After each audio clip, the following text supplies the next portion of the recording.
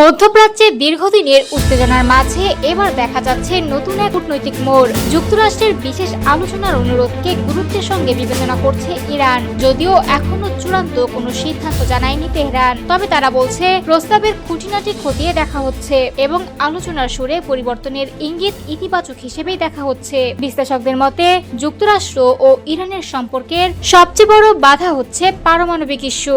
এবার সেই জট খুলতেই ইরান সামনে এনেছে একটি সম্পূর্ণ নতুন কৌশল এবং নতুন চুক্তির প্রস্তাব। তবে শর্ত একটাই, আলোচনার আগে যুদ্ধের অবসান নিশ্চিত করতে হবে। ইরানের দাবি শুধু কথার আশ্বাস নয়, যুক্তরাষ্ট্রকে আন্তর্জাতিকভাবে নিশ্চয়তা দিতে হবে যে ভবিষ্যতে আর কখনো ইরানে হামলা চালানো হবে না। কারণ অতীতে আলোচনার মাঝপথেই দুইবার হামলার ঘটনা দুই দেশের মধ্যে গভীর অবিশ্বাস তৈরি করেছে। তাই এবার নিরাপত্তার গ্যারান্টিকেই সবচেয়ে বেশি গুরুত্ব দিচ্ছে তেহরান। এই লক্ষ্য সামনে রেখে ইরান 3 ধাপের একটি রূপরেখা দিয়েছে। প্রথম ধাপে অবিলম্বে যুদ্ধ বন্ধ,